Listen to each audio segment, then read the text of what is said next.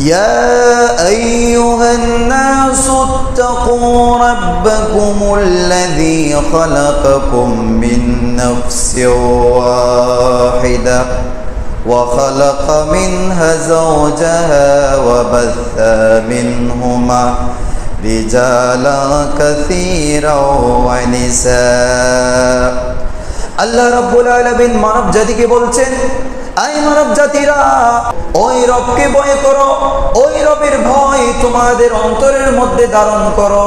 আল্লাযী খালাকাকুম মিন নাফসিন ওয়াহিদা, যে রব তোমাদেরকে একজন মানুষ থেকে সৃষ্টি করেছেন। ওয়া খালাকা মিনহা যাওজাহা, ওই এক আত্মা থেকে, ওই এক মানুষ থেকে আরেকজন মানুষ বানালেন, আরেকজন স্ত্রী সৃষ্টি করলেন।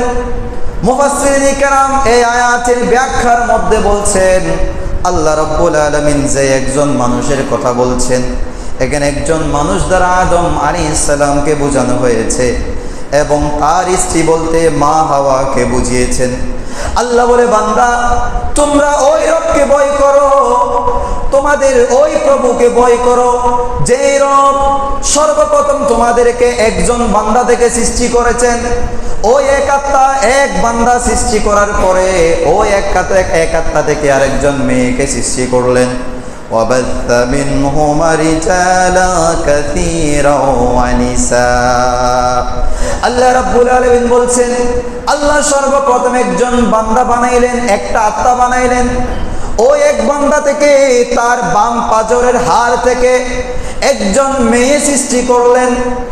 ওই পুরুষ এবং মেয়ের সংযোগের মাধ্যমে আল্লাহ রাব্বুল আলামিন দুনিয়াতে অসংখ্য নারী পুরুষ সৃষ্টি করেছেন। ওয়াত্তাকুল্লাহাল্লাযী তাসাআলুনা বিহি ওয়াল আরহাম। আল্লাহ রাব্বুল আলামিন আবারও বান্দাদেরকে সতর্ক করেছেন, ও বান্দারা, আমি আল্লাহরে ভয় করো, আমি আল্লাহর ভয় তোমাদের অন্তরের মধ্যে ধারণ করো এবং তোমরা ভয় করো ওই রবকে, যে রবের উসিলা দিয়ে, যে রবের মাধ্যমে তোমরা একে অপরের কাছে চাও, একে অপরের কাছে যে রবের নামে তোমরা সাহায্য চাও, ওই রবকে ভয় করো। ওয়াল আরহাম, যে আত্মীয়তার সম্পর্ক আমি তোমাদেরকে করে দিয়েছি, ভাইয়ের সম্পর্ক, বোনের সম্পর্ক, মায়ের সম্পর্ক, বাবার সম্পর্ক, আত্মীয়তার সম্পর্ক, এই সম্পর্কের ব্যাপারে তোমরা আল্লাহকে ভয় করো। ইন্নাল্লাহা কানা আলাইকুম রাকিবা। বান্দা জেনে রাখো, জেনে রাখো, আমি তোমাদেরকে এমনি এমনি ছেড়ে দেই নাই বান্দা। তোমাদের জন্য আমি দুইটা সিসি ক্যামেরা রেখেছি, একটা ডান কাঁধের মধ্যে আছে, একটা বাম কাঁধের মধ্যে আছে। শুধু তাই নয় বান্দা, তোমরা যাই কিছু করো না কেন, এমন অনেক কাজ আছে যে কাজ কেরামান কাতিবিনও জানে না, যে কাজ দুনিয়ার কোনো মানুষ দেখে নাই, যে কাজ করলে কোনো ফেরেশতাও দেখে না। এমন অনেক কাজ রয়েছে যেগুলা তোমরা করে থাকো, বান্দা মনে করিও না এগুলা কেউ দেখে না। ও বান্দা, সাবধান, সতর্ক হয়ে যাও। তোমরা যাই কিছুই করো না কেন, আমি আল্লাহ তোমাদের সব কাজকর্ম দেখি। আর একটু জুড়ে বলেন না সুবহানাল্লাহ। আল্লাহ বান্দাদেরকে সতর্ক করছেন, বান্দা তোমরা ওই আল্লাহকে ভয় করো, তোমাদের অস্তিত্ব ছিল না, যে রব তোমাদেরকে অস্তিত্ব দিয়েছেন এই দুনিয়ার মধ্যে, ওই রবকে ভয় করো। অস্তিত্ব কেমনে দিয়েছে জানো? সর্বপ্রথম একটা আত্মা সৃষ্টি করেছেন, সর্বপ্রথম একজন মানুষ সৃষ্টি করেছেন, ওই মানুষ থেকে তার স্ত্রীকে সৃষ্টি করেছেন। এবার স্বামী স্ত্রীর মাধ্যমে গোটা দুনিয়ার মধ্যে অসংখ্য মানুষ আল্লাহ সৃষ্টি করে দিয়েছেন। সুবহানাল্লাহ বলেন। তাহলে এখান থেকে আমরা একটা জিনিস দেখতে পাই, এখানে আল্লাহ রাব্বুল আলামিন মানব জাতি কিভাবে সৃষ্টি করেছেন এই ব্যাপারে আল্লাহ রাব্বুল আলামিন আমাদেরকে ইঙ্গিত দিয়েছেন। তো এই আয়াতের ব্যাখ্যায় মুফাসসিরিনে কেরাম বলছেন, সর্বপ্রথম আদম আলাইহিস সালামকে সৃষ্টি করার পরে আদম আলাইহিস সালাম যখন একাকিত্ব অনুভব করছেন, তখন আদম আলাইহিস সালাম যখন ঘুমাচ্ছিলেন, ওই মুহূর্তে আল্লাহ রাব্বুল আলামিন ফেরেশতাদেরকে নির্দেশ দিলেন, তোমরা আদমের বাম পাজর থেকে একটা হাড় বের করে নিয়ে আসো। ফেরেশতারা বাম পাজর থেকে একটা হাড় বের করে নিলেন, ওই হাড্ডি থেকে আল্লাহ মা হাওয়াকে সৃষ্টি করলেন। সুবহানাল্লাহ বলেন। তাহলে এই আয়াত থেকে আমরা দেখতে পাই আল্লাহ আদম আলাইহিস সালামকে সরাসরি সৃষ্টি করেছেন। যেখানে অন্য কারো থেকে কোনো উপাদান নেয় নাই, কিন্তু মেয়ে যখন সৃষ্টি করেছেন এটা ছেলেদের বাম পাজরের হাড় থেকে সৃষ্টি করেছেন। সুতরাং এই আয়াত থেকে বুঝতে পারলাম ছেলেদেরও আলাদা বৈশিষ্ট্য আছে, মেয়েদেরও আলাদা বৈশিষ্ট্য আছে। আজ আমাদের সমাজের মধ্যে দেখবেন ছেলে মেয়ে সমান অধিকার, ছেলে মেয়ে সমান অধিকার পাগল হয়ে গেছে। অথচ আল্লাহ রাব্বুল আলামিন ছেলেদের জন্য আলাদা কিছু বৈশিষ্ট্য দিয়েছেন, মেয়েদের জন্য আলাদা কিছু বৈশিষ্ট্য দিয়েছেন। যেমন আমরা যদি একটু চিন্তা করে দেখি, আমাদের মায়েদের মন, আমাদের মেয়ে জাতি যারা আছে, আমাদের মায়ের জাতি, ওনাদের মনটা একটু নরম হয়, আমাদের ছেলের থেকে মায়েদের মনটা একটু নরম হয়। তো এই দিক দিয়ে তারা আমাদের চেয়ে আলাদা। মেয়েদের প্রত্যেক মাসে একটা বিশেষ অবস্থা হয়, যেই সময় তারা নামাজও পড়তে পারে না, রোজাও রাখতে পারে না। আমি শালীনতার খাতিরে এখানে শব্দগুলো ইউজ করতেছি না আর কি, বুঝতেছেন আপনারা আশা করি। মেয়েদের এমন একটা বিশেষ অবস্থা আছে, বালেগা হওয়ার পরে 3 দিন অথবা সর্বোচ্চ 10 দিন পর্যন্ত তারা নামাজও পড়তে পারে না, কোরআন তেলাওয়াতও করতে পারে না। কিন্তু এটা তো ছেলেদের হয় না, তার মানে এটা মেয়েদের আলাদা বৈশিষ্ট্য যেটা ছেলেদের নাই। মেয়েরা প্রেগনেন্ট হয়, মেয়েরা গর্ভবতী হয়, ছেলেরা হয় না। মেয়েরা সন্তান জন্ম দেয়, যেটা ছেলেরা পারে না। মেয়েরা বাচ্চাদেরকে দুধ খাওয়ায়, যেটা ছেলেরা পারে না। এগুলো হলো মেয়েদের বৈশিষ্ট্য, যেগুলো ছেলেদের দ্বারা সম্ভব নয়। আবার আপনি যদি ছেলেদের দিকে দেখেন, ছেলেরা একটু ধৈর্যশীল বেশি হয়। যেখানে মেয়েরা অল্পতে তারা ধৈর্য হারা হয়ে যায়, সেখানে ছেলেরা একটু ধৈর্যশীল বেশি হয়। আবার দেখা যায় ছেলেদের শরীর শক্ত থাকে, যে কোনো ভারী কাজ তারা করতে পারে। তাদেরকে যদি 100 কেজি বস্তা দিলেও তারা আলগাইতে পারবে, যেটা মেয়েরা কখনো পারবে না। আবার দেখা যায় ছেলেরা একটু সাহসী বেশি হয়, মেয়েরা যেটা পারে না এটা ছেলেরা পারে। সুতরাং আল্লাহ রাব্বুল আলামিন মেয়েদেরকে আলাদা বৈশিষ্ট্য দিয়েছেন, ছেলেদেরকেও আলাদা বৈশিষ্ট্য দিয়েছেন। মেয়েদের কাজ আলাদা, ছেলেদের কাজ আলাদা। এখন কেউ যদি বলে আমরা ছেলে মেয়ে সমান অধিকার চাই, কোন ছেলে যদি বলে আমরা মেয়েদের সমান অধিকার চাই, ছেলে মেয়ের সমান অধিকার, তাহলে আজকে থেকে তাকে বলবেন তুমি যেহেতু সমান অধিকার চাচ্ছ, ঠিক আছে, তোমার বউ প্রেগনেন্ট হবে না, তুমি চাইলে তোমার পেটের মধ্যে বাচ্চা নিয়ে দেখাও। যে ছেলে বলবে আমরা ছেলে মেয়েদের সমান অধিকার চাই, তারা বলবেন মেয়েরা তো তাদের প্রসব বেদনা সহ্য করতে হয়, তারা আমাদেরকে একটা বিশেষ অবস্থার মাধ্যমে আমরা দুনিয়ার মধ্যে আসি, তোমরাও এটা কি পারবা নাকি, তোমরা একটু করে দেখাও। এটা কখনো সম্ভব নয়। যে রব্বুল আলামিন আমাদেরকে আলাদা আলাদা করে দিয়েছেন, ছেলেদের বৈশিষ্ট্য আলাদা, মেয়েদের বৈশিষ্ট্য আলাদা। সুতরাং এখানে কখনো এটা বলা যাবে না ছেলে মেয়ে সমান অধিকার। আল্লাহ রাব্বুল আলামিন এটা করে নাই। আল্লাহ রাব্বুল আলামিন ভারসাম্য করে দিয়েছেন আমাদের মধ্যে। কিছু কাজ করবে ছেলেরা, আর কিছু কাজ করবে মেয়েরা। ঘরের কাজ করবে মেয়েরা, বাহিরের কাজ করবে ছেলেরা। এখন মেয়েরা যদি বাহিরে চলে যায়, তাহলে তো ভারসাম্য নষ্ট হয়ে যাবে। একটা পাল্লার মধ্যে এই পাশে দিল 1 কেজি, এই পাশেও 1 কেজি, একটা ধরেন 1 কেজি, এখানে একটা পরিমাপের গোলা দেওয়া আছে, এখানে একটা 1 কেজি জিনিস রাখা আছে। এখান থেকে কিছু জিনিস যদি এখানে নিয়ে আসেন, এটা তো ভার হয়ে যাবে, এদিকে হালকা হয়ে যাবে, ভারসাম্য থাকবে না। সুতরাং আল্লাহ রাব্বুল আলামিন ছেলে মেয়েদের মধ্যে ভারসাম্য সৃষ্টি করে দিয়েছেন, এগুলা ভারসাম্য নষ্ট করা যাবে না। আল্লাহ রাব্বুল আলামিন বলছেন সূরা নিসা শরীফের 32 নম্বর আয়াত, আল্লাহ বলছে ওয়ালা তাতামান্নাউ মা ফাদ্দালাল্লাহু বিহি বা'দাকুম আলা বা'দিন। আয় আমার বান্দারা, আমি মেয়েদেরকে ফজিলত দিয়েছি, ছেলেদেরকেও ফজিলত দিয়েছি। মেয়েদেরকে একরকম ফজিলত দিয়েছি, ছেলেদেরকে একরকম ফজিলত দিয়েছি। যে ফজিলত যাদেরকে দিয়েছি এগুলো নিয়ে তোমরা সন্তুষ্ট থাকো। একজনের ফজিলত আর একজনে আকাঙ্ক্ষা করিও না। আল্লাহ রাব্বুল আলামিন বলছেন বান্দা, আমি মেয়েদেরকে আলাদা ফজিলত দিয়েছি, ছেলেদেরকেও আলাদা ফজিলত দিয়েছি। তোমাদের এক একজনকে এক এক রকম ফজিলত দিয়েছি। একজনের ফজিলত নিয়ে আরেকজন আকাঙ্ক্ষা করিও না, টানাটানি করিও না যে আল্লাহ মেয়েদেরকে এটা দিচ্ছে, আমাদেরকে কেন দেয় নাই। ছেলেরা বলতে পারবে, মেয়েরা বলতে পারবে না যে ছেলেদেরকে এটা দিছে, কেন এটা আমাদেরকে দেয় নাই। আল্লাহ বলছে এটা করিও না, তোমাদের ফজিলত আলাদা, তোমাদেরকে এক একজনকে এক এক ফজিলত আমি আল্লাহ দিয়েছি। এগুলোর উপরে তোমরা বেশি কাবিলাতি করতে যাইও না, যে যারে যেগুলো দিয়েছি এগুলি নিয়ে সন্তুষ্ট থাকো। আল্লাহ বলছেন সূরা নিসার মধ্যে 34 নম্বর আয়াত, আর রিজালু কাওয়ামুনা আলান নিসা, আমি পুরুষও আমি সৃষ্টি করেছি, নারীও আমি সৃষ্টি করেছি, কিন্তু নারীদের উপর আমি পুরুষদের কর্তৃত্ব দিয়েছি, সুবহানাল্লাহ বলেন। তাহলে নারীরা কখনো পুরুষদের পরিচালক হতে পারে না। আজ আমাদের সমাজের মধ্যে নারী নেতৃত্ব চলে, আমাদের নেতৃত্ব দেয় নারীরা, আমাদের প্রধানমন্ত্রী হয় নারীরা, আমাদের বিরোধী দলীয় নেতৃত্ব হয় নারীরা। আমি একটু পরে হাদিস খানা আপনাদেরকে শোনাবো, কিন্তু আগে থেকে একটু করে বলে দিচ্ছি। আল্লাহ বলছে আর রিজালু কাওয়ামুন আলান নিসা, বান্দা নারীদের নেতৃত্ব দিবে পুরুষরা, পুরুষদের নেতৃত্ব নারীরা দিতে পারবে না। সুতরাং যারা নারী নেতৃত্বকে বিশ্বাস করে, নারী নেতৃত্বকে যারা মেনে নেয়, যারা নারীকে নেতা মানে, তারা কখনো পুরুষদের কাতারে পড়বে না। কারণ আল্লাহ বলছে আর রিজালু কাওয়ামুন আলান নিসা, এটা আল্লাহর বিধান। তা আপনি আল্লাহর বান্দা হয়ে আপনি আল্লাহর বিধান মানবে না, আপনি নেত্রীর জন্য পাগল হয়ে গেছেন।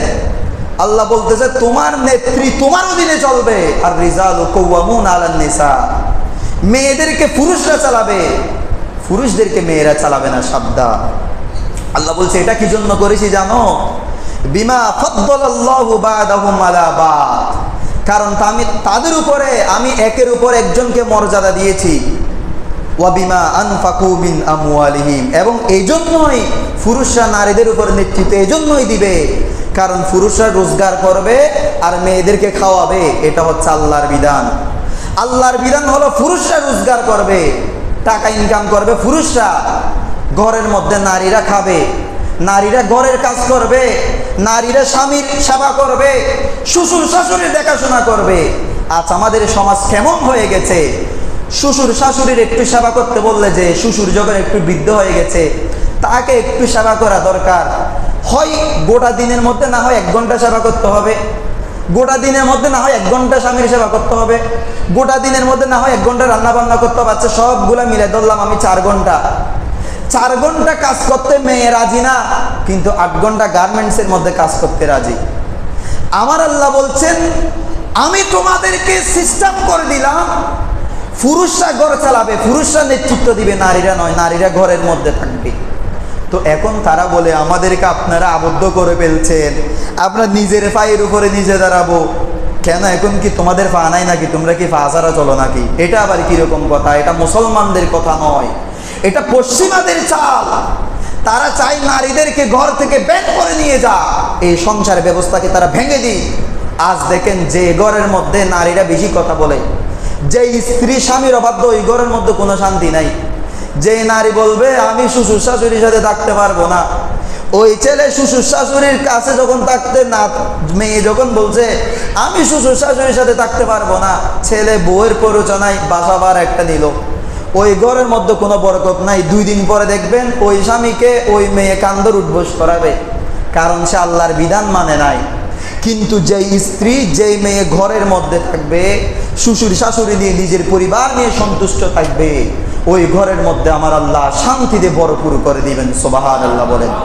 এই জন্য যারাই এই আল্লাহর বিধান মানতে চায় তাদের কাছে কোনো শান্তি নাই। আজ আমাদের সমাজের মধ্যে ডিভোর্স বেড়ে যাচ্ছে। আজ আমাদের সমাজের মধ্যে প্রতিদিন খবর আসছে যে স্বামীকে মেরে চলে গেল, স্বামীকে ডিভোর্স দিয়ে চলে গেল, অন্য আরেকটা স্বামীর সাথে এরকম করছে, হ্যান করছে, ত্যান করছে। এত কিছু কি জন্য আসছে? কারণ আল্লাহর বিধানকে আমরা ভেঙে ফেলছি। নারীরা থাকবে ঘরের মধ্যে, নারীরা সন্তানদেরকে মানুষ করবে, নারীরা ছেলেদেরকে দেখাশোনা করবে, স্বামীর খেদমত করবে, আর স্বামী বাহির থেকে ইনকাম করে তাকে না খাওয়াবে। আর ঘরের মধ্যে থাকা এটা তো চাকরানি নয়।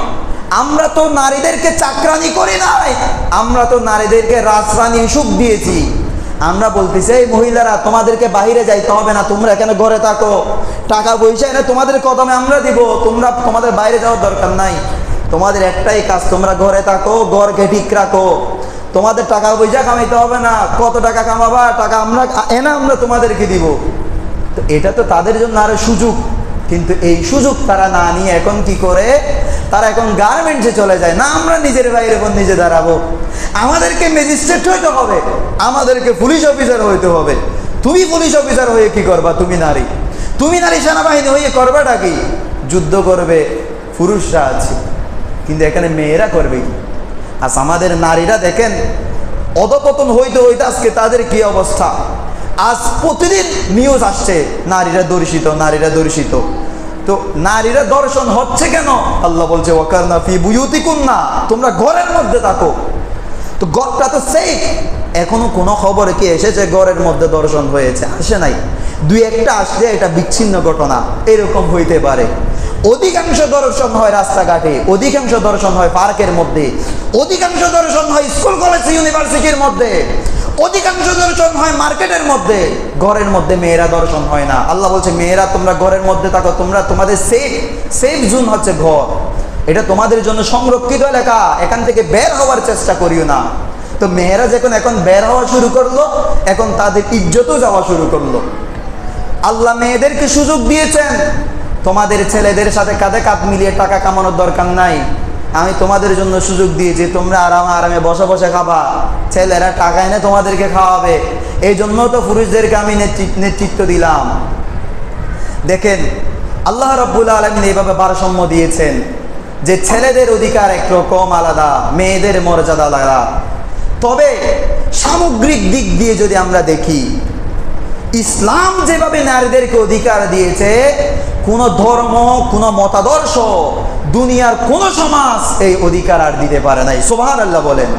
কেন? দেখেন আল্লাহ রাব্বুল আলামিন বলছেন হুন্না লিবাসুল লাহুম ওয়া আনতুম লিবাসুল লাহুন্না।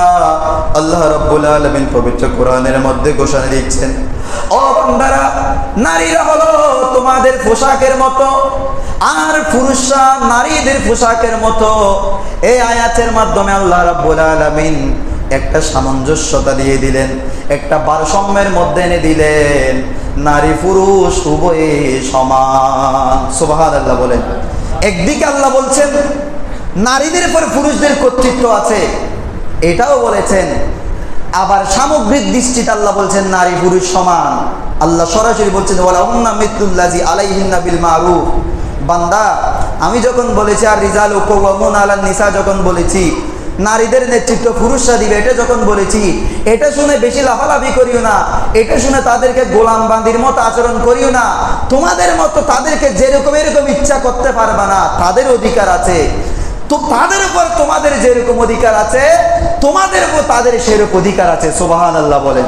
তাহলে এখান থেকে দেখেন আল্লাহ প্রথমে বলেছেন নারীদের নেতৃত্ব দিবে পুরুষরা। এটা শোনার পরে যাতে বান্দা উগ্র হয়ে না যায়, বান্দা যাতে এটা মনে না করে যে আমার নেতৃত্ব, আমি তো নারীদের নেতৃত্ব দিব, তাহলে মনে হয় আমি নারীদের সাথে বান্দির মতো আচরণ করতে পারবো, আমার স্ত্রীর সাথে মনে হয় বান্দির মতো ব্যবহার করতে পারবো, এরকম যাতে না করে আল্লাহ বলছে বান্দা সতর্ক, তার উপর তোমার যেরকম অধিকার আছে তোমার উপরও সেম অধিকার তার রয়েছে। সুতরাং খবরদারি করতে যাইও না, তাদেরকে বান্দির মত আচরণ করিও না।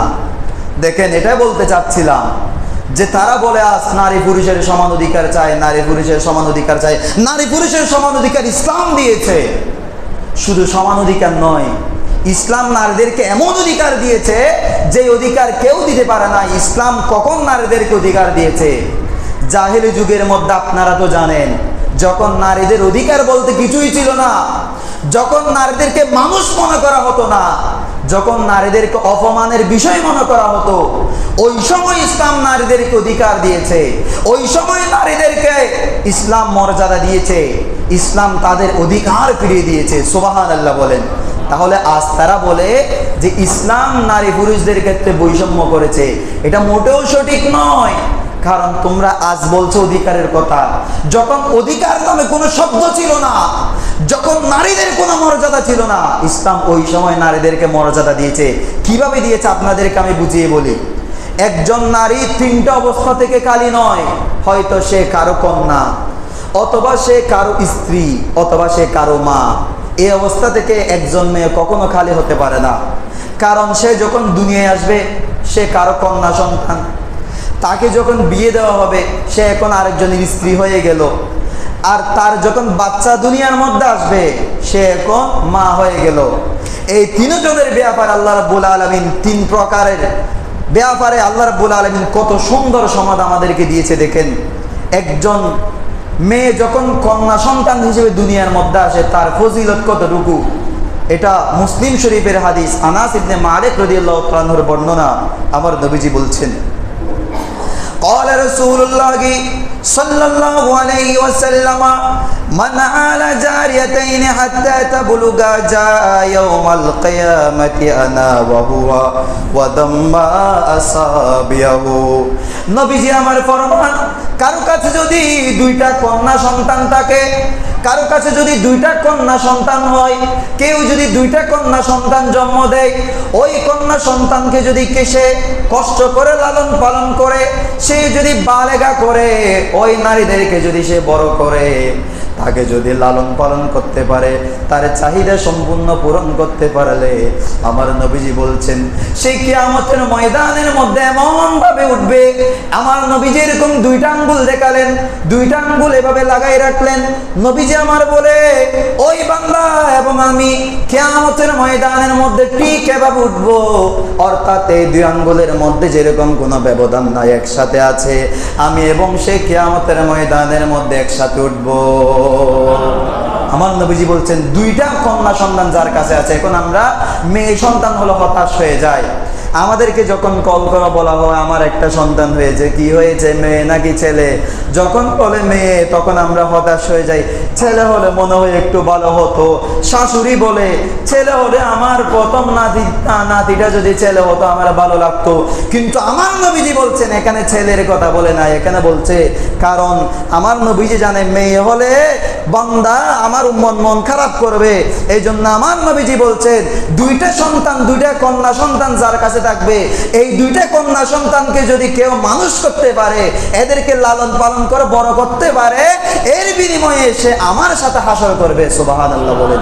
এরপর আরেকখানা হাদিস, এটা মুসনাদ আহমদের মধ্যে এসেছে। আমার নবীজি সাল্লাল্লাহু আলাইহি ওয়াসাল্লাম বলেন, আবু সাঈদ খুদরী রাদিয়াল্লাহু তাআলা আনহুর বর্ণনা, তিনি আমার নবীজি থেকে বর্ণনা করেন, লা ইয়াকুনু লিআহাদিন ثلاث بنات أو ثلاث أخوات أو ابنتان أو أختان فيتق الله فيهن ويحسن إليهن إلا دخل الجنة।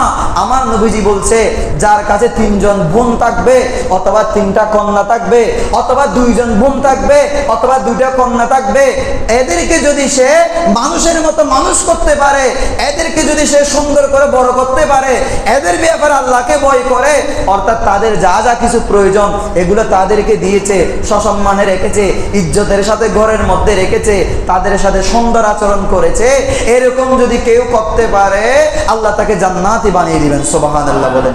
তাহলে এখানে দেখেন একজন তিনজন বোন অথবা তিনজন কন্যা, অথবা দুইজন বোন অথবা দুইজন কন্যা, আমার নবীজির কত সুন্দর ভারসাম্য দেখেন। অনেকের হয়তো এরকম থাকতে পারে যে মা বাবা চলে গেছে, এখন বোনেরা এতিম হয়ে গেছে, এখন তাকে দেখার মতো কেউ নাই, এই জন্য আমার নবীজি সমাধি দিয়ে দিয়েছে। বাবা চলে গিয়েছে, কি হয়েছে, তার দায়িত্ব এখন ভাইয়ের উপরে চলে এসেছে। এখন আমাদের সমাজের মধ্যে আমরা দেখি আমরা আমাদের বোনদের খবর রাখি না, অথচ আমার নবীজি বলছে কেউ যদি তিনজন বোন থাকে তার কাছে, অথবা দুইজন বোন থাকে, এই বোনদেরকে সুন্দর করে দেখাশোনা করে, তাদেরকে লালন পালন করে, সুন্দর আচরণ করে, তাদেরকে সুন্দর জায়গায় সুন্দর উপযুক্ত স্বামীর কাছে বিয়ে দেয়, আমার আল্লাহ এর বিনিময়ে তাকে জান্নাতি করে দিবেন। সুবহানাল্লাহ বলেন। এই জন্য আমাদেরকে এটা খেয়াল রাখতে হবে, আমরা যাতে বিয়ে করার পর আমাদের বোনকে ভুলে না যায়। আমাদের ঘরের মধ্যে যখন বউ চলে আসে তখন সর্বপ্রথম বউর যে উক্তিটা থাকে, আপনার বোনদেরকে কেন দেখতে হবে, আমার বোন তো আছে, আমার বোন কি আপনার বোন না? বউয়ের বোন তো শালিতে, ও কি বোন হইল না? কেউ তো নিজের বোন না। শালিকে যদি আপনি 500 টাকা দেন, এটা আপনি বউর হাতে দিলেন। এখানে আল্লাহ কোনোদিন বলে নাই শালিকে টাকা দিতে, শালিকে দেখতে আল্লাহ কোনোদিন বলে নাই, বরং শালির সাথে আপনি দেখাও করতে পারবেন। এখন আমাদের সমাজের মধ্যে এমন হয়ে গেছে, আমি কোন দিকে যাব? একজন শালি দুলোভাইয়ের সামনে পর্দা করে না, অথচ দুলোভাইয়ের সামনে পর্দা করা ফরজ। সে দুলোভাইয়ের সামনে আসতে পারবে না। আর এখন তো বিয়ের সময় শালিরা গিয়ে দুলোভাইয়ের সাথে ঘেঁষাঘেঁষি করে, বরণ করার নামে দুলোভাইয়ের সাথে ঘেঁষাঘেঁষি করে। আস্তাগফিরুল্লাহ রাব্বি মিন কুল্লি যাম, লা হাওলা ওয়ালা কুওয়াতা ইল্লা বিল্লাহ। এগুলো আমাদের সমাজ থেকে দূর করতে হবে। আমি প্রায় সময় যখন জুমা পড়ে এদিক দিয়ে যাই, এদিকে একটা ক্লাব আছে, আমার চোখে পড়ে মেয়েরা এরকম বাসন নিয়ে দাঁড়ায় থাকে দুলাকে অভ্যর্থনা জানানোর জন্য। কোথায় পেয়েছো তোমরা এগুলা? যে বিয়ের মধ্যে এই ধরনের পরনারীরা এসে দুলাকে বরণ করে নেবে, ওই বিয়ের পর খুদার লানত, ওই বিয়ের পর রসুলের লানত। তো যে বিয়ে লানত নিয়ে শুরু হয় ওই বিয়ে তো কখনো শুভ হবে না, ওই বিয়ে তো কল্যাণ বয়ে আনবে না। এই জন্য আপনার সংসারের মধ্যে শান্তি নাই। শান্তি আসবে কেমনে? আপনি তো শান্তি প্রথম দিন খাই ফেলছেন। আপনি যখন বিয়ে করতে গেছেন, আপনার শালীরে যখন আপনার সাথে ডলাডলি শুরু করে দিছে, আপনার শান্তি তো ওখানেই মারা গেছে। আপনি কেমনে মনে করবেন আপনার শান্তি এখনো রয়ে গেছে? এই জন্য সাবধান হয়ে যান ভাইয়েরা আমার। আমি বলতে যাচ্ছিলাম বোনের হক সম্পর্কে। তো আমাদেরকে শালীদের ব্যাপারে বলে নাই, বোনের ব্যাপারে বলছে। আপনার বাবা যখন থাকবে না, বোনকে দেখার দায়িত্ব আপনার। আপনি বোনকে ছেড়ে দিতে পারবেন না। বোনকে দেখার দায়িত্ব, বোনকে মানুষ করার দায়িত্ব, বোনকে বিয়ে দেওয়ার দায়িত্ব। বিয়ে দেওয়ার পরে শ্বশুর বাড়িতে যা যা দরকার কিছু এগুলো আপনাকে করতে হবে। এটা ইসলাম আপনাকে এই দায়িত্ব আপনাকে দিয়েছে। তাহলে এখন আমরা পেলাম কন্যা সন্তান। এখন আসেন মেয়েদের দ্বিতীয় যেটা অবস্থা, এটা হলো তাদের যখন বিয়ে হয়ে যায় তারা তখন আরেকজনের স্ত্রী হয়ে যায়। এখন স্ত্রীদের ব্যাপারে আমার আল্লাহ কি বলছেন? আল্লাহ বলছেন সূরা নিসা শরীফের 19 নম্বর আয়াত, আল্লাহ বলছেন وَآشِرُوهُنَّ بِالْمَعْرُوفِ فَإِنْ كَرِهْتُمُوهُنَّ فَعَسَىٰ أَن تَكْرَهُوا شَيْئًا وَيَجْعَلَ اللَّهُ فِيهِ خَيْرًا كَثِيرًا। আল্লাহ রাব্বুল আলামিন বলে, ও বান্দা, তোমরা তোমাদের স্ত্রীদের সাথে, তোমাদের বিবিদের সাথে সুন্দর আচরণ করো, সুন্দরভাবে জীবনযাপন করো। তোমরা তাদেরকে খোঁটা দিও না। তোমরা যদি তোমাদের বউদেরকে অপছন্দ করো, যদি তোমাদেরকে কখনো তোমাদের বউদেরকে অপছন্দ মনে হয়, বান্দা তবু তার সাথে খারাপ আচরণ করিও না। কারণ তুমি যেটাকে অপছন্দ মনে করছো, হতে পারে তার মধ্যে আমার আল্লাহ কল্যাণ রেখে দিয়েছে। হতে পারে যে অনেক সময় হয় মা বাবা দেখে শুনে একটা মেয়ে এনে দিয়েছে, সে হয়তো কালো হয়েছে, কালো হওয়ার কারণে স্বামীর পছন্দ হচ্ছে না। আল্লাহ বলে ওয়াশিরুহুন্না বিল মারুফ, বান্দা তারপরেও ভালো ব্যবহার করো। কেন জানো? ফাইন কারিহতুমুহুন্না, তুমি মনে করছো এটা ওই মেয়েটা তো কালো, তা আমি তার সাথে সংসার করবো কেমনে? তোমার কাছে খারাপ লাগতে পারে, কিন্তু বান্দা জেনে রাখো আন তাকরাহু শাইয়ান, যে জিনিসটাকে তুমি অপছন্দ করছো, ওয়াজআলাল্লাহু ফীহি খায়রান কাসীরা, হতে পারে আল্লাহ তার মধ্যে কল্যাণ রেখেছে। এরকমও হতে পারে ওই মেয়ের গর্ভের মধ্যে গৌসুল আযম পয়দা হয়ে গেছে, সুবহানাল্লাহ। এরকমও তো হইতে পারে ওই মেয়ের গর্ভ থেকে জমানার ইমাম বুখারী বের হয়ে গেছে, সুবহানাল্লাহ। এরকমও তো হইতে পারে ওই মেয়ের গর্ভ থেকে সুলতান সালাউদ্দিন আইবি চলে এসেছে, সুবহানাল্লাহ। এই জন্য আল্লাহ বলছে, বান্দা তোমাদের স্ত্রীদের সাথে কখনো খারাপ ব্যবহার করিও না। তারা কালো হতে পারে, অপছন্দ হতে পারে তোমাদের, কিন্তু তাও খারাপ ব্যবহার করা যাবে না। তুমি মনে করছো এটা তোমার জন্য ভালো না, কিন্তু আল্লাহ তোমার জন্য এখানে কল্যাণ রেখেছেন। তাহলে দেখেন, এখন আমরা কন্যা সন্তানদের অধিকার সম্পর্ক পেয়েছি, স্ত্রীদের অধিকার সম্পর্ক আমরা পেয়েছি কোরআনের মধ্যে। এখন হাদিসের মধ্যে কি বলে দেখি আমরা। আমার নবীজি, এটা মুসনাদ আহমদের হাদিস, আমার নবীজি বলছেন, আকমালুল মুমিনিনা ঈমানান আহসানুহুম খুলুকা, তোমাদের মধ্যে ঈমানে পরিপূর্ণ ব্যক্তিকে জানো? যার চরিত্র সুন্দর, সুবহানাল্লাহ বলেন। তাহলে আমরা যদি নিজেদেরকে ঈমানদার দাবি করি, আমরা যদি বলি না আমি হলাম ঈমানদার আর কেউ ঈমানদার না, সবাই কাফের মুনাফিক বাতিল, এরকম বললে আমি ঈমানদার হতে পারবো না। নবীজি বলছে তোমার চরিত্রের মাধ্যমে বুঝে যাবে তুমি কি ঈমানদার নাকি এমনি মুখে মুখে বলতেছো।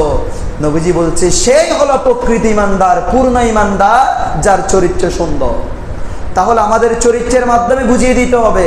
এখন আমরা যদি চরিত্রহীন হই আর নিজেদেরকে ঈমানদার দাবি করি, ওই ঈমানদার, ওই ঈমানের কোনো দাম আমার আল্লাহর কাছে নাই। এবার আমার নবীজি বলছেন, ওয়া খিয়ারুহুম খিয়ারুহুম লিনিসাইহিম, তোমাদের মধ্যে সর্বোত্তম ব্যক্তি কে জানো?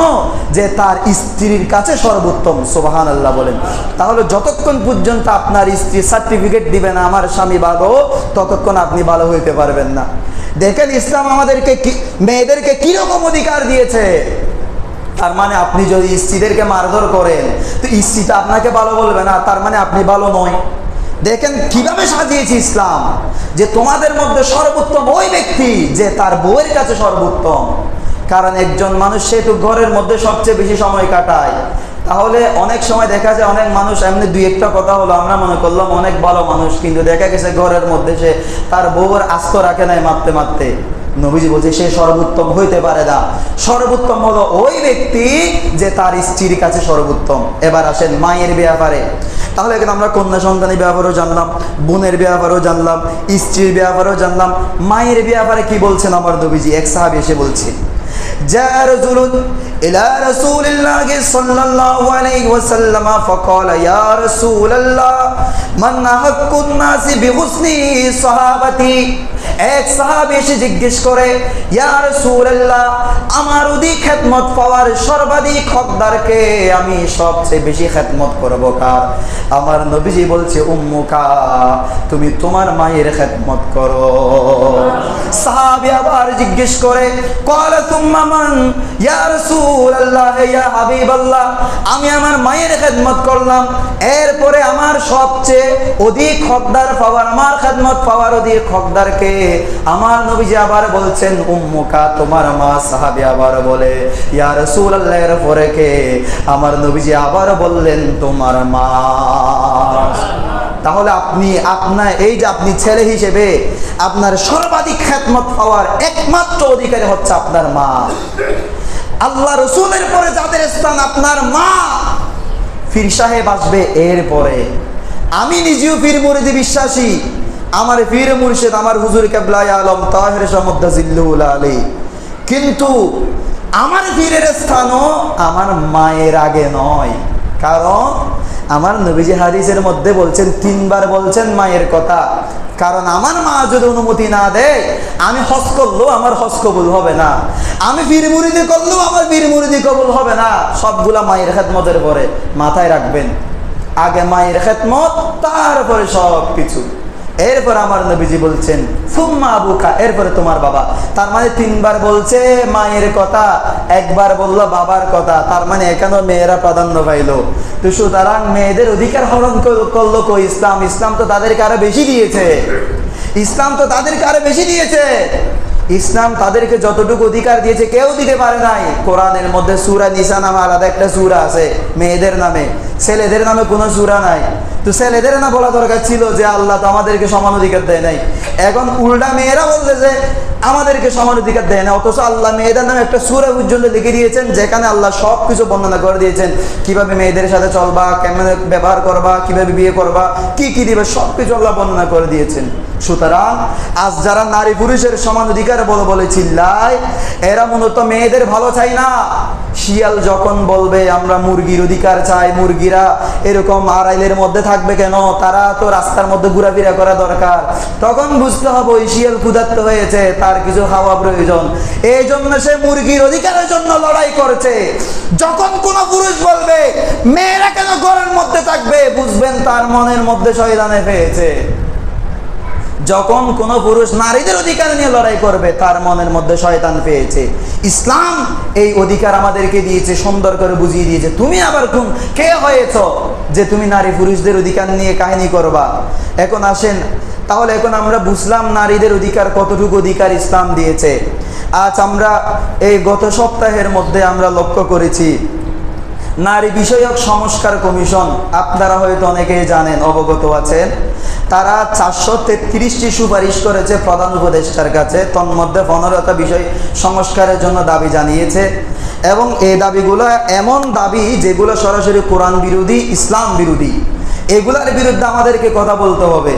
এগুলার বিরুদ্ধে এখানে যারা আছেন আপনারা সবাই লেখালেখি করবেন, আপনারা এগুলো নিয়ে সচেতন করবেন মানুষদেরকে। এই যে নারী অধিকার বললাম, এগুলো আপনারা মানুষদেরকে বুঝাবেন। আজ তারা এগুলো বুঝতে চায় না, তারা তো এগুলো জানে না। তারা একটা বিষয়, তারা যেসব বিষয় সংস্কার করার জন্য বলেছে, তন্মধ্যে একটা বিষয় হলো যে নারী পুরুষ সম্পত্তি পাওয়ার ক্ষেত্রে সমান অধিকার পাবে। অথচ আল্লাহ রাব্বুল আলামিনের সরাসরি ঘোষণা কোরআনের মধ্যে, লিযযাকারি মিসলু হাযযিল উনসায়াইন, বাবার সম্পত্তি থেকে পুরুষরা যদি পায় 2 টাকা, মেয়েরা পাবে 1 টাকা। এটা আল্লাহর ফয়সালা। তো এখন তুমি কে আবার এগুলা উল্টাপাল্টা করার জন্য? তারা বলছে যে মেয়েদেরকে বৈষম্য করা হয়েছে, অথচ আমরা যদি একটু হিসাব করে দেখি, মেয়েরা কি শুধু বাবার থেকে পাচ্ছে? মেয়ে যখন শ্বশুর বাড়িতে গেল সে স্ত্রী হিসেবে পাচ্ছে, তার যখন সন্তান হলো সন্তান থেকে পাবে, তার বাইরের সম্পত্তি থেকে পাবে, কতগুলো সম্পত্তি সে পাবে। ইসলাম তো তাদেরকে আরো বেশি দিয়েছে। এগুলো তারা দেখে না, শুধু দেখে কি ওই যে ছেলেদেরকে কেন দ্বিগুণ দিল এখানে, অথচ ছেলেদেরকে দ্বিগুণ দিল, আবার দিকে ছেলেদেরকে বলছে সাবধান, বোনদেরকে ভুলে যায় না, বোনদেরকে দেখার দায়িত্ব তোমাদের। তাহলে সুতরাং তাদের যে দায়িত্ব, তাছাড়া তাদেরকে যেরকম বিয়ে করে, বিয়ের সময় তো মোহরানা আমরা দিই, 10 লাখ হোক, 15 লাখ হোক, 20 লাখ হোক, আমরাই দিই। আল্লাহ বলছে ফারিদা, বান্দা তাদের মোহরগুলো তোমরা ফিট করে দাও, এগুলো কর্জা রাখি দিও না। তো মোহরানা তো আমরা দিই তাদেরকে, বিয়ে করার সময় টাকা আমরা দিই, তারা তো আমাদেরকে দেয় না। তো ইসলাম তাদেরকে বৈষম্য করলো কই? অথচ তারা এখন বলছে যে এটা কি করতে হবে, সমান করতে হবে। আর একটা তারা দাবি করলো কি, যে গণমাধ্যমের মধ্যে নারীর অংশগ্রহণ নিশ্চিত করতে হবে 50%-এর উপরে। তো গণমাধ্যমের মধ্যে তারা করবেটা কি? এখানে যদি একটা মেয়ে যদি এসে খুতবা দেয়, তার কথা তো আপনারা শুনবেন না। আমি যদি এখানে বসে থাকি, আমি তো কথা শুনতে পারবো না, তার অন্যদিকে আমার নজর চলে যাবে। আমি পুরুষ, আমি তো ছেলে। আল্লাহ আমার মধ্যে এই শক্তিটা দিয়েছে, এই চাহিদাটা আমার মধ্যে দিয়েছে। তো নারী যখন একটা সংবাদ পাঠ করবে, এখানে তো মেয়েদের দিকে না চুপ যাবে, তার শরীরের দিকে চুপ যাবে, কারণ ওখানে তো বোরকা পরে কেউ সংবাদ পাঠ করবে না। তো তার মানে নারীদেরকে পণ্য বানানো হচ্ছে, এটা তো নারীদের অধিকার নয়। তারা আরেকটা প্রস্তাব পেশ করেছে, সংসদীয় আসন 600টা করতে হবে, 300টার মধ্যে একজন করে করে প্রত্যেক আসনে নারী থাকবে। অথচ আমার নবীজি বলছে যে নারীদেরকে নেতা মানে নেই, যে পুরুষেরা, যে গুত্ররা নারীদেরকে নেতা মানে, প্রধানমন্ত্রী মানে, ওই মানুষেরা, ওই পুরুষেরা, ওই কমরা, ওই দেশের অধিবাসীরা জীবনেও সফল কাম হইতে পারবে না। নাউজুবিল্লাহ বলেন। আমার নবীজির হাদিস, এটা হচ্ছে বুখারী শরীফ 4425 নম্বর হাদিস। আমার নবীজির স্পষ্ট হাদিস, নিজ থেকে বলে নেয় আমি। এরপরে তারা আরেকটা দাবি পেশ করেছে, এগুলো চক্রান্ত ইসলামের বিরুদ্ধে। বিয়ে করার পরে স্বামী চাইলে জোর করে তার স্ত্রীর সাথে থাকতে পারবে না। তো তাহলে বিয়ে করছে কি জন্য? এখন থাকলে নাকি দর্শন মামলা দিয়ে দিবে। আর পতিতা যারা আছে, যারা আমাদের সমাজের মধ্যে পতিতা যারা আছে, যারা খারাপ কাজ করে টাকার বিনিময়ে, তারা দাবি করলে এদেরকে শ্রমিক হিসেবে স্বীকৃতি দিতে হবে। নাউযুবিল্লাহি মিন যালিক। অথচ আল্লাহ সরাসরি বলছে লা তাকরাবুজ জিনা, জিনা তো করবা দূরের কথা, জিনার নিকটেও যাইও না। এখন তারা বলতেছে এই জিনা যেগুলা করে এদেরকে শ্রমিক হিসেবে স্বীকৃতি দিতে হবে। তো তার মানে এখন আমরা কি পেলাম? প্রথমে বলছে স্বামী জোর করে স্ত্রীর সাথে থাকতে পারবে না, আবার বলতেছে এদিকে পতিতাদেরকে শ্রমিক হিসেবে স্বীকৃতি দিতে হবে। তার মানে স্ত্রীদের সাথে স্ত্রীদেরকে দরকার নাই, তোমরা এসে পতিতাদের সাথে থাকো। নাউযুবিল্লাহি মিন যালিক। এটাই তো তারা চাচ্ছে। সাবধান, সতর্ক, আপনাদেরকে সতর্ক হতে হবে। এটা আপনাদেরকে প্রতিবাদ করতে হবে। আপনারা দেশের নাগরিক, আপনাদের দায়িত্ব এগুলি নিয়ে কথা বলা। আপনারা সচেতন না হলে দেখবেন আইনগুলো পাস হয়ে যাবে। আমি আপনাদেরকে ওয়াকফ বিল নিয়ে জুমার মধ্যে সতর্ক করেছিলাম, ঠিক পরের সপ্তাহের মধ্যে দেখেছেন কি অবস্থা হয়েছে, কাশ্মীরের অবস্থা ভয়াবহ। এখন এগুলো নিয়ে আপনাদেরকে সতর্ক করছি, আপনারা কথা বলেন এগুলো। এখানে যারা আপনারা নেতৃত্বের স্থানে আছেন, আপনারা সতর্ক করেন, আপনাদের কর্মীদেরকে বলেন। এখানে যারা শিক্ষিত সমাজ আছেন, আপনারা লেখালেখি করেন এগুলো নিয়ে। না হলে তারা এখানে এই বাংলাদেশকে ইসলাম বিদ্বেষী বানিয়ে ফেলবে। এই বাংলাদেশ ওলি আল্লাহর বাংলাদেশ, এই বাংলাদেশ ইসলামের বাংলাদেশ, এই বাংলাদেশ কোরআনের বাংলাদেশ। এই দেশের মধ্যে কোরআন বিরোধী কোন আইন হবে এটা আমরা সহ্য করতে পারবো না। ইসলাম বিরোধী আইন হবে এটা আমরা কখনো মানতে পারবো না। সুতরাং এগুলো নিয়ে ইনশাআল্লাহ আরো সবাই, অনেক বাংলাদেশের বিভিন্ন ইসলামিক দল এগুলো নিয়ে কথা বলা শুরু করছে। আপনাদেরকে অনুরোধ করবো, আপনারাও কথা বলেন, এগুলো নিয়ে আপনারা সতর্ক হন। ইসলাম নারীদেরকে যে অধিকার দিয়েছে এগুলো তাদেরকে বুঝিয়ে বলুন, যারা বুঝে না তাদেরকে বোঝানোর চেষ্টা করুন। আল্লাহ আমাদেরকে বুঝার তৌফিক দান করুন, আমিন। সর্বশেষ আগামীকাল সকাল 9টায় সোহরাওয়ার্দী উদ্যানে আবারও আপনাদেরকে দাওয়াত দিচ্ছি। গতকাল রাত 1টা পর্যন্ত আমরা বহদ্দার হাটে ছিলাম, 10:30 থেকে 2টা পর্যন্ত আমরা অনেক, এখানে প্রায় 2 ঘন্টা ওখানে আমরা রাস্তার মধ্যে অবস্থান করেছি। আমি স্লোগান দিতে দিতে আমার গলার অবস্থা খুব বাজে হয়ে গেছিল। আমি মনে করেছিলাম জুমা পড়াইতে পারবো না। আল্লাহ রহমতে কোন রকম আমি আলহামদুলিল্লাহ কথা বলতে পারলাম। এটা হয়তো আল্লাহ রহমত, না থাকলে কখনো সম্ভব হতো না। তো প্রাথমিক অনুমতি এসেছে, তাও এরা অনেক কাহিনী করতেছে দিবি কি দিবি না, কিন্তু আমরা সিদ্ধান্ত নিয়েছি দিক আর না দিক, প্রয়োজনে এমনি জীবন নিয়ে যাবো, লাশ হয়ে ফেরত আসবো, তাও যাবো ইনশাআল্লাহ। আপনাদেরকে দাওয়াত দিচ্ছি, আপনারাও যাবেন। কারণ এটা সাধারণ সমাবেশ মনে করবেন না, এটা আমাদের অস্তিত্বের লড়াই। যারা নারে রিসালাতে যারা বিশ্বাসী, ওলিয়া উলিয়া যারা মানেন, এখানে তো আপনারা সবাই ওলিয়া উলিয়া মানেন। এখানে আল্লাহর ওলি ইশকুল্লাহ শাহ রহমাতুল্লাহ আলাইহি মাজার আছে, আপনারা সবাই ওনার ভক্ত। সুকচুরি চিশতিয়া দরবার শরীফ আছে, হযরতের আপনারা এখানে ভক্ত আছেন, আমার হুজুর কেবলায়ে আলমের ভক্ত আছেন। এটা আমাদের লড়াই, আমাদের অস্তিত্বের লড়াই। ওলিয়া উলিয়ার মাজার যারা ভাঙতে চায়, যারা এই দেশের মধ্যে জঙ্গিবাদ কায়েম করতে চায়, মওদুদিবাদ যারা কায়েম করতে চায়, তাদের বিরুদ্ধে এই লড়াই আমাদেরকে জিততে হবে। সেই জন্য আপনাদেরকে আবারও দাওয়াত দিচ্ছি, আপনারা যাদের সামর্থ্য রয়েছে আপনারা চলে যাবেন, মৃত্যুর পরোয়ানা কখনো করবেন না। আপনার মৃত্যু থাকলে আপনি এমনিও মারা যাবেন, ইসলামের পথে মারা যান, সত্য কথা বলে মারা যান, আপনার মৃত্যুটাও সার্থক হবে। এই জন্য দাওয়াত দিচ্ছি, ইনশাআল্লাহ দেখা হবে কালকে ফজরের নামাজ আমরা ঢাকায় পড়ব এবং দেখা হবে সোহরাওয়ার্দী ময়দানে ইনশাআল্লাহ। এই দাওয়াত দিয়ে আমি আজকে আমার আলোচনা এখানে শেষ করলাম। ওয়া মা আলাইনাল বালাগ ওয়া আখির দাওয়ানা আলহামদুলিল্লাহি রাব্বিল আলামিন। আসসালামু আলাইকুম ওয়া রাহমাতুল্লাহি ওয়া বারাকাতুহু।